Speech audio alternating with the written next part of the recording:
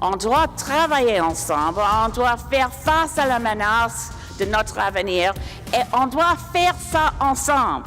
Ce n'est pas un moment pour diviser la population du Canada. C'est un moment pour tout le monde sur le pont. Un vrai projet de société pour faire une grande transformation de toutes les choses de notre vie.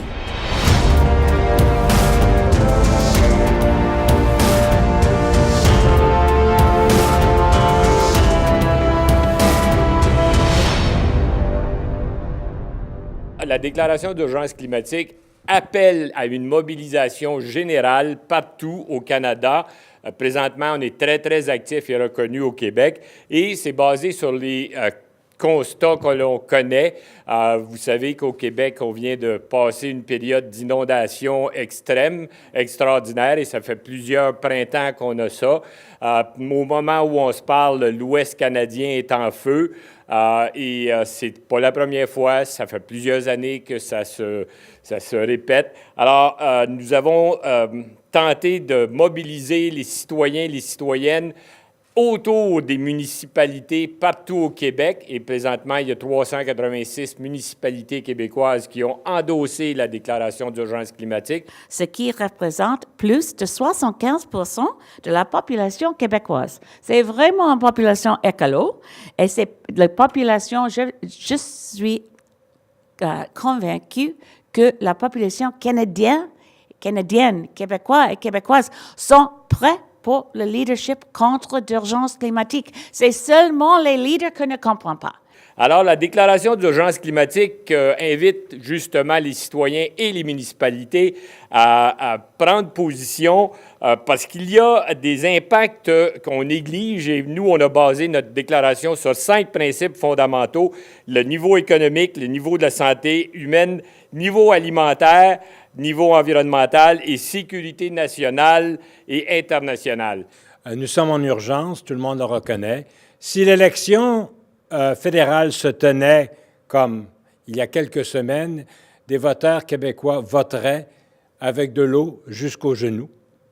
Alors, ce n'est pas une catastrophe annoncée, c'est une catastrophe qui se vit actuellement au Québec.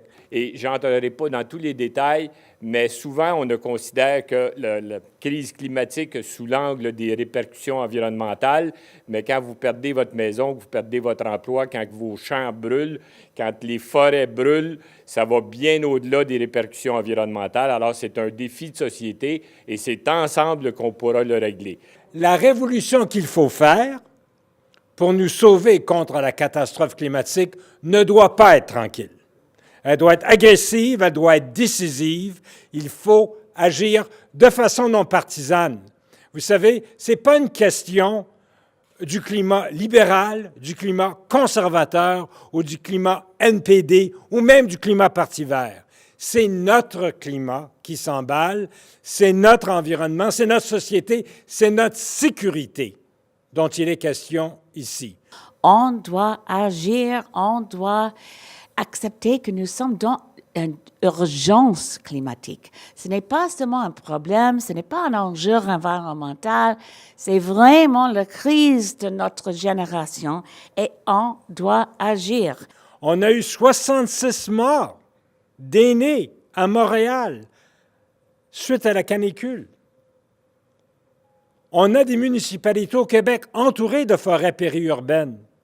Est-ce que la même chose va nous arriver au mois d'août, avec une vague de chaleur, avec des feux de forêt, où il faut évacuer des dizaines de milliers de Québécois parce qu'ils vont avoir péril dans la demeure à cause d'un climat qui s'emballe? Mon but, ce n'est pas comme un politicien. Mon approche, ma volonté, c'est là d'une grand-mère. Et ça, c'est la chose essentielle, c'est pour protéger l'avenir pour nos petits-enfants. Alors, on est en crise. Il faut un effort de guerre. On fait beaucoup d'analogies. Elisabeth fait l'analogie que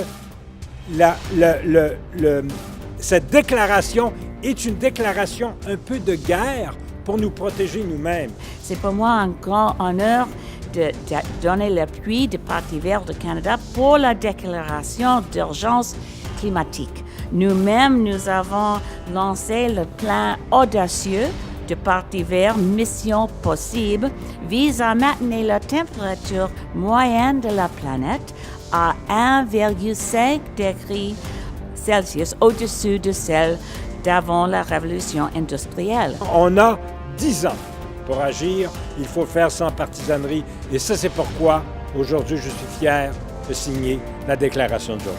Merci.